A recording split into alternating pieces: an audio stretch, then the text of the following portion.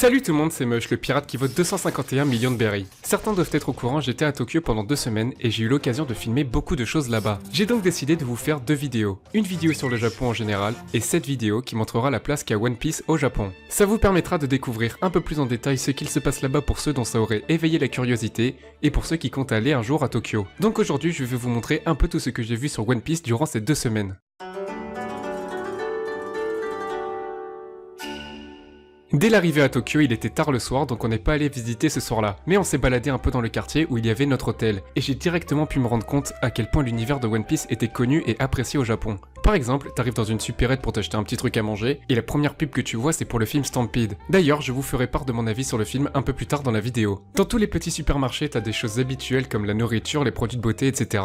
Mais t'as aussi toujours un petit coin avec des choses en rapport avec les mangas et les animés. T'as des mangas, des goodies, des figurines. Et du coup, dès le premier soir, j'avais compris qu'en tant que fan de One Piece et des mangas en général, j'étais à l'endroit idéal pour en avoir plein les yeux. Dans beaucoup de quartiers de Tokyo, tu peux trouver des Mugiwara Stores et des Jump Shops. Dans les Mugiwara Stores, tu trouves plein d'objets en rapport avec One Piece comme des figurines, des avis de recherche, des mangas, des puzzles, des serviettes et plein de trucs encore. T'as bien évidemment les openings de One Piece à fond dans la boutique, donc vraiment t'as tout pour te sentir bien. Ce qui est impressionnant, c'est qu'on aurait tendance à dire que les mangas c'est pour les enfants, les ados et les jeunes adultes en général, mais là-bas tu peux trouver des gens de tout âge qui sont fans de One Piece. Donc je vous ai dit qu'il y avait des Mugiwara Stores, mais il y a aussi des Jump Shops. Dans les Jump Shops, tu trouves du One Piece, mais aussi plein d'autres mangas comme My Hero Academia, Dragon Ball, Naruto et plein d'autres encore. C'est dans un Jump Shop que j'ai trouvé le One Piece Magazine numéro 7. Donc c'est le dernier qui est sorti et j'ai réussi à l'avoir le jour de sa sortie au Japon. Vous vous en doutez, les prix sont moins chers qu'en France. Pour les figurines, c'est très souvent moins cher. Pour les mangas, c'est impressionnant la différence de prix. Après, bien évidemment, il faut savoir lire le japonais. Mais si tu veux acheter un tome de One Piece en souvenir pour la symbolique, t'en auras facilement pour environ 2 €. Par exemple, je suis allé dans un endroit qui s'appelle Nakano Broadway, et là-bas tu trouves plein de boutiques de livres et de figurines qui sont souvent pas très chères. C'est là-bas que j'ai acheté 2 figurines et aussi des tomes de One Piece ainsi que des Weekly Shonen Jump. Un Weekly Shonen Jump, c'est un gros livre avec les chapitres de la semaine de plusieurs mangas. Pour la taille du livre, on aurait tendance à croire que c'est cher, mais on en trouve facilement aux alentours de 3 €. Aussi au Japon, on peut voir des monuments célèbres qui ont des références dans One Piece. Par exemple, la statue de Hachiko qui représente un chien qui a attendu son maître décédé jusqu'à la fin de ses jours. Il y a une référence à ce chien dans One Piece. Il s'appelle Chouchou et il attendait également son maître.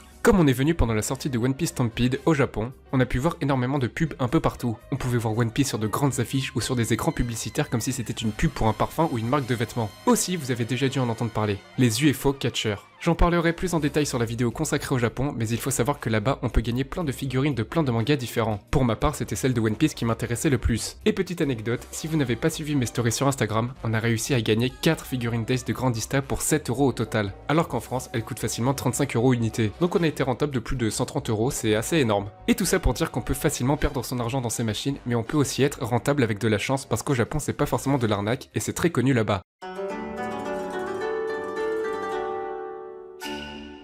À Tokyo, il y a une tour qui ressemble un peu à la tour Eiffel, ça s'appelle la Tokyo Tower. Je savais qu'il fallait aller dans le même quartier pour trouver la One Piece Tower, mais je savais pas qu'en fait, la One Piece Tower se trouvait dans la Tokyo Tower. En fait, il y avait 3 étages totalement dédiés à One Piece dans cette tour de 333 mètres de haut. Et du coup, c'est là qu'il y avait la One Piece Tower. Vous avez peut-être déjà vu des personnes y aller, moi aussi j'avais vu quelques images, mais je m'attendais pas à ce que ce soit aussi bien. Au tout début, t'entres dans une pièce, on pouvait pas filmer malheureusement, mais c'était une animation super stylée où ça retrace un peu les aventures des Mugiwara. Après cette animation, on entre dans la pièce avec tous les membres de l'équipage. Des grandes statues des Mugiwara qui parlent et avec des openings en fond. J'étais comme un gosse en entrant dans la salle. À cet étage, il y avait donc les statues et une boutique avec plein de trucs en rapport avec One Piece. Des porte-clés, des chocolats, des CD de musique, de One Piece et plein de choses encore. Ensuite, on monte d'un étage et c'est là que j'ai été surpris. J'avais déjà vu des vidéos avec la petite animation consacrée à Usopp où on doit tirer sur la marine, mais je savais pas qu'il y avait une attraction par Mugiwara. On a commencé par celle de Chopper et c'était une de mes préférées parce qu'on arrive dans le Sunny et on doit trouver plein de petits indices cachés qui mènent à une conclusion. Et la conclusion, c'était que les Mugiwara préparaient une surprise pour Chopper. Donc on peut voir par exemple la cuisine avec Sanji, on est même rentré dans la chambre de Nami et Robin où on pouvait voir leurs vêtements ainsi que leur silhouette sous la douche. Enfin, non, ça veut pas dire que j'ai regardé. Bon, ok, j'ai même filmé. Et à la fin, on arrive dans une salle avec tous les Mugiwara qui ont préparé la surprise pour Chopper. Ensuite, il y avait d'autres animations mais je pouvais pas filmer donc je vous explique rapidement en quoi elles consistent. Le casino de Nami, c'était des jeux de hasard où on gagnait des points si on avait de la chance. Un exemple de jeu de hasard, t'as des animaux qui font la course et avant tu dois deviner qui va gagner la course. Celui qui a le plus de points à la fin gagnait un petit cadeau. Ensuite, l'attraction de Zoro, c'était intéressant parce que dans la file d'attente, on a pu voir des sabres mythiques de One Piece comme celui de Fujitora ou même celui de Mihawk. Ensuite, l'attraction consistait à suivre les mouvements de Zoro. On avait un sabre et on devait trancher des boulets de canon et des pacifistas. Et si à la fin tu faisais un bon score, tu gagnais un diplôme. L'attraction de Brook c'était une petite maison hantée, c'est assez rigolo mais ça fait pas super peur. Pour Robin, c'était une sorte d'activité qui se réalisait dans les salles principales. Il fallait poser un escargophone aux endroits indiqués pour avoir des informations. Pour Franky, c'était juste un flipper qui ressemblait à Franky. Pour Luffy, c'était un chemin à suivre qui retraçait plein de moments marquants de One Piece. Parfois ça fout des frissons, t'entends Luffy crier. Dans le chemin à suivre, il y avait aussi une sorte de monde de miroir et fallait réussir à trouver la sortie, et aussi des petits chemins comme un rouleau de feu qui tournait, c'était vraiment pas mal comme attraction. Mais le plus étonnant c'était à la fin. J'ai pas pu filmer mais ils ont montré un film spécial où on voit Luffy se battre contre l'eau, Zoro se battre contre Fujitora, après Luffy et l'eau s'allient pour se battre contre Kizaru, et dans le film ça explique le secret de la One Piece Tower en quelque sorte. Et enfin, dans le dernier étage ça montrait les différents arcs, les différents films et les moments marquants, ça rappelait tellement de bons souvenirs. On voit des grandes statues d'Ace à Marineford, de Goldie Roger avant son exécution, et j'ai même pu prendre des photos avec l'eau, avec Marco le Phoenix et sur le siège des amiraux. Akainu n'a qu'à bien se tenir. Je vous rappelle que tout ça se trouve dans une tour plus grande que la tour Eiffel et très célèbre à Tokyo. Évidemment, je suis allé voir Stampede au cinéma. Je suis même allé le voir 2 fois. Beaucoup m'ont demandé si j'avais compris quelque chose au film parce qu'il était en japonais sans sous-titres, et figurez-vous que j'ai facilement compris 90% du film. On comprend rapidement le but de l'histoire grâce aux animations, et on arrive facilement à deviner ce que disent les personnages parce que quand on a regardé plus de 800 épisodes de One Piece, on connaît bien les personnages et leurs caractères. Sachez que même s'il était en japonais, personnellement je place Stampede en numéro 1 des films One Piece. C'est qu'un avis personnel et vous aurez peut-être un autre avis, mais avec l'animation irréprochable et le fait que ça se passe après des événements récents, on s'y retrouve mieux dans l'histoire.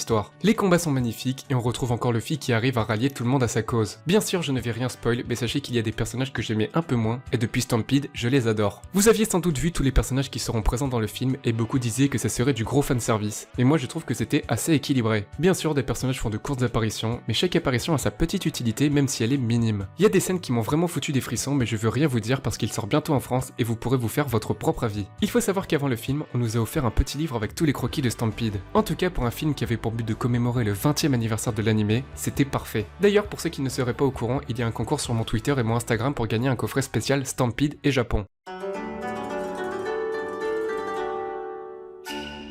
Vous vous en doutez, mon portefeuille m'a fait la gueule à chaque fois qu'il y avait des objets One Piece dans une boutique. J'ai montré sur un thread Twitter ce que j'ai rapporté en rapport avec One Piece, donc je vous invite à aller voir. Mais là, je vais vous montrer rapidement. J'ai pu rapporter des tomes 1 de One Piece en japonais parce que je trouve ça assez symbolique. Pour un tome 1, t'en as pour entre 1,80€ et 3€. Ensuite, un roman d'Ace, je trouvais ça sympa parce qu'en ce moment sur ma chaîne, je vous raconte l'histoire d'Ace. D'ailleurs, l'épisode 3 arrive bientôt. J'ai aussi acheté des vivre cards, des petits livres avec des informations complémentaires à propos de plein de personnages. Et en livre, j'ai aussi le One Piece Magazine numéro 7 dont je vous ai parlé précédemment et des weekly Shonen Jump. Après, aux UFO Catcher, j'ai gagné plein de figurines. Donc les 4 figurines d'Ace, une figurine de Robin, 2 figurines de Luffy, une peluche Chopper et 4 mini-figurines spéciales Stampede. J'ai aussi acheté un masque pour le visage Chopper parce que ça m'intriguait et j'avais envie d'essayer. Bien sûr, je vais pas vous montrer de photo de moi qui l'essaye parce que sinon j'aurais plus aucune dignité. J'ai aussi un stylo de l'eau qui change de tête à chaque fois qu'on appuie sur le bouton, je le trouvais super drôle donc j'ai pas hésité à l'acheter. Aussi une mini peluche Beppo parce qu'il fallait absolument que je ramène un truc en rapport avec Beppo, 2 bouteilles qui ont la forme de Chopper et sinon voilà les 2 seules figurines que j'ai achetées. Pour plus de détails sur le contexte et les prix, allez voir le thread sur Twitter @levraimeuch. Voilà pour cette vidéo à propos de One Piece à Tokyo, sachez qu'il existe encore plein de choses à voir concernant One Piece au Japon, malheureusement c'était trop loin de Tokyo. Mais il y avait par exemple la statue en bronze de Luffy à Kumamoto, le Sunny en taille réelle à Nagasaki, les tombes d'Ace et Barbe Blanche à Osaka et bien d'autres encore. Une vidéo arrive prochainement pour vous montrer le Japon plus en général, sans que One Piece soit le sujet principal. Si cette vidéo vous a plu, n'oubliez pas le pouce bleu, vous pouvez retrouver toutes mes stories au Japon sur Instagram, c'est LeVraiMeuch. On se retrouve pour une prochaine vidéo, ciao tout le monde.